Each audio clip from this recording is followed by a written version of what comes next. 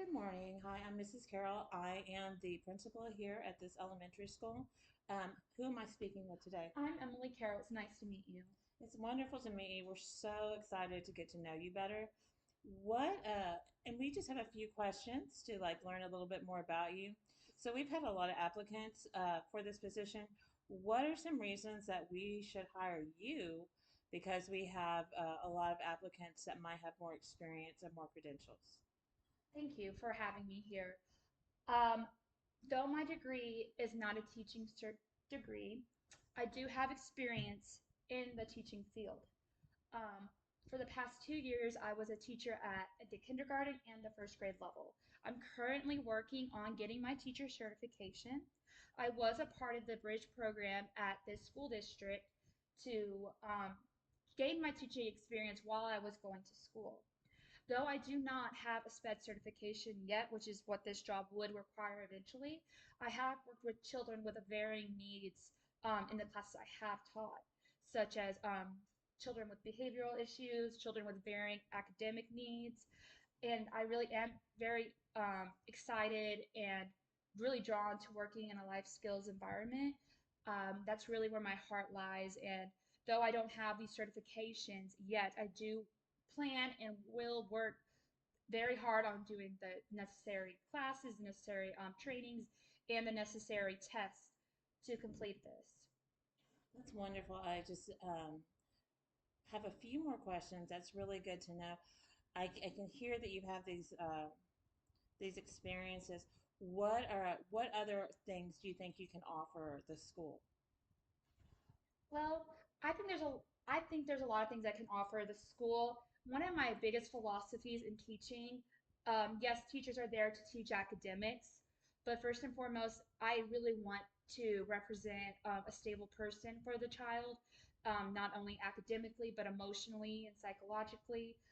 That's one of the things that I care that I that I tried my that I put a lot of effort in is being there for the child for their social skills and social development. I have worked with children, typically the younger children from pre-K to first, and I know working in a life skills class that's very important for them to succeed in life is to learn those social skills, to learn how to manage their emotions, and to interact in social situations as well as the academics and things like of that nature. Um, so I think that my drive and especially my experience in nursing and working with pediatric health and working in different psychological situations with children, as well as working in the classroom, um, dealing with children with behavioral issues, I have got a well-rounded experience from those situations. I am very patient when it comes to children's behavior and maybe the outbursts or maybe different things they may display. It's something that I really can stay calm under that type of pressure and really use that to help them learn from the experience. And so, as well as me to learn from that experience, well, every child is different. They will display their behaviors differently.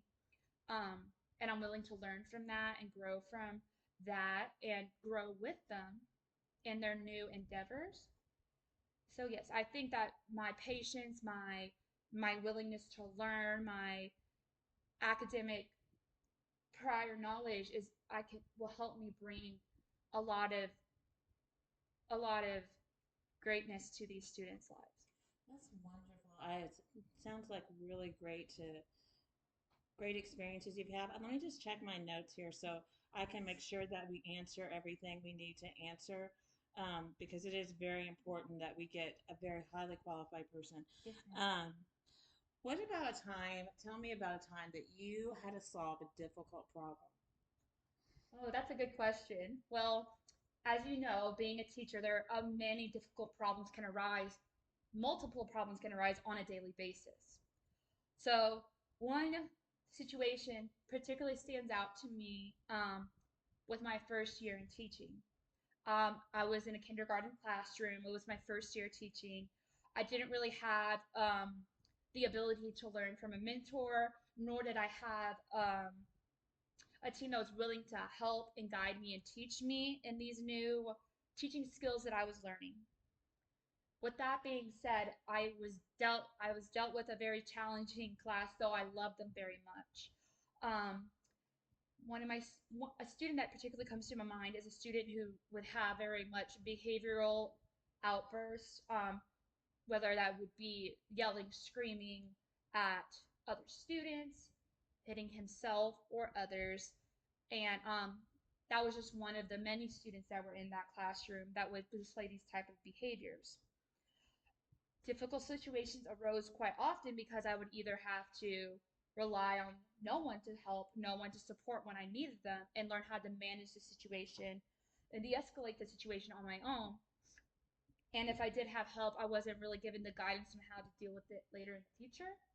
So what I did to help with this difficult situation is to repeatedly advocate and reach out for support for these students, because whether these students were already SPED identified and had a behavior plan, some of them, whether they did already or they didn't, they needed to be on one.